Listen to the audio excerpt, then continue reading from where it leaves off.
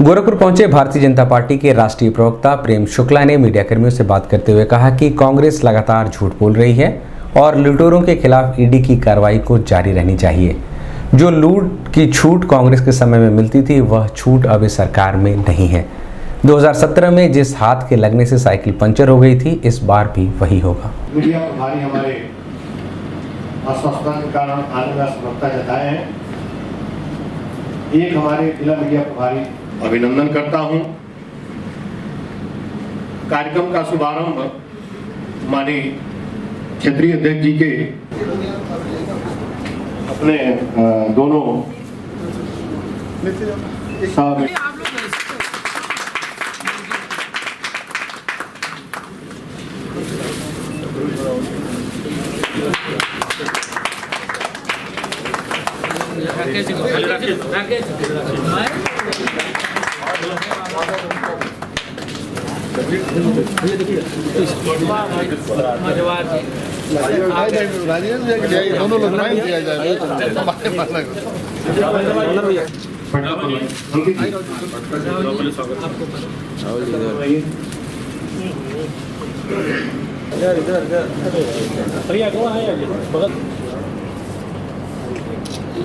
ठीक,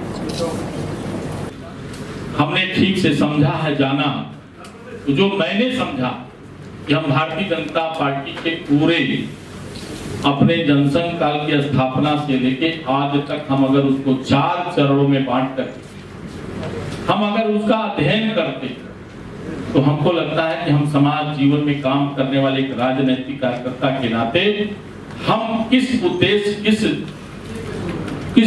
के लिए काम करते हैं, तो मुझे लगता है कि इस बात को हमको आपको समझने की आवश्यकता है। ये बात मैं इसलिए आप सबसे कहता हूं कि मैं पीछे के इतिहास में जाना नहीं चाहता। वो हमारे क्षेत्रीय अध्यक्ष जी से, हमारे राष्ट्रीय प्रवक्ता जी से, हमारे प्रदेश प्रवक्ता महोदय लोगों से। कल निर्वाचन आयोग ने 7 चरणों में निर्वाचन की घोषणा की है। भारतीय जनता पार्टी आदरणीय प्रधानमंत्री नरेंद्र मोदी जी के नेतृत्व में फिर से एक बार मोदी सरकार संस्थापित होगी। इस बार 400 पार से अधिक सीटें राष्ट्रीय जनतांत्रिक गठबंधन को मिलेंगी। मोदी का परिवार 4 जून 2024 को 400 के पार जाएगा, इसमें किसी प्रकार का कोई संशय नहीं है। जिस तरह से आदरणीय नरेंद्र मोदी जी के नेतृत्व में भारत का विकास हुआ है, जिस तरह से अंतिम आदमी तक विकास की गंगा पहुंची है, जिस तरह से भारत जो है वो समग्र दुनिया में सशक्त राष्ट्र के रूप में संस्थापित हुआ है, जिस तरह से हर गरीब के घर में जो है राशन पहुंचाने का काम हुआ है, बिजली पहुंची है, मकान पहुंचा है, आयुष्मान योजना के तहत उसके घर में जो है स्वास्थ्य उसका सुनिश्चित हुआ है, उसके कारण ऐसा शायद ही कोई परिवार हो इस देश में जिसको किसी न किसी प्रकार का लाभ ना मिला हो।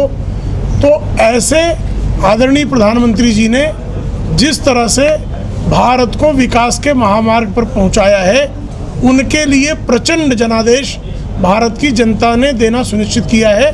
भारतीय जनता पार्टी अकेले के बूते पर 370 से अधिक सीटें, डॉक्टर श्यामा प्रसाद मुखर्जी जी का जो संकल्प था अनुच्छेद 370 का संशोधन, वो आदरणीय नरेंद्र मोदी जी के नेतृत्व में 5 अगस्त 2019 को संशोधन हुआ और आदरणीय डॉक्टर श्यामा प्रसाद मुखर्जी जी को श्रद्धांजलि स्वरूप भारतीय जनता पार्टी का एक कार्यकर्ता हर बूथ पर भारतीय जनता पार्टी के 370 वोट हर बूथ पर बढ़ाकर भारतीय जनता पार्टी को 370 से अधिक सीटों पर जिताएगा और एनडीए को 400 से अधिक सीटों तक पहुंचाएगा। चुनाव भले ही 7 चरणों में हो, लेकिन उत्तर प्रदेश की जनता ने विशेष करके यह तय किया है कि मतदान श्री राम के चरणों में होगा। इलेक्टोरल बॉन्ड की बात करें, विपक्ष जी सवाल उठाया, क्या कहना? देखिए, उसमें भी राहुल गांधी किस तरह से झूठ बोलते हैं उसका एक उदाहरण है। 20,000 करोड़ रुपए के इलेक्टोरल बॉन्ड इश्यू हुए। 303 सीटों वाली भारतीय जनता पार्टी को 6,000 करोड़ रुपए मिले हैं। 240 सीटें शेष बचती हैं लोकसभा में, 240 सीटों वालों को 14,000 करोड़ रुपए मिले हैं। तो ये साफ इस बात का संकेत देता है कि भारतीय जनता पार्टी के प्रत्येक लोकसभा के सांसद के औसत से 20 करोड़ रुपए की राशि मिली है, जबकि कांग्रेस के प्रत्येक सांसद के औसत से 27 करोड़ की राशि मिली है। और बीआरएस जैसी पार्टियां हैं जिनके प्रत्येक सांसद के औसत से 200 करोड़ रुपए की राशि मिली है। तो किस तरह से झूठ और झूठ के अलावा राहुल गांधी कुछ नहीं बोलते हैं, यह एक बार फिर से सिद्ध हुआ है। उनका राहुल गांधी का कहना है कि ईडी का दुरुपयोग कर करके पैसा वसूला जा रहा है चंदा।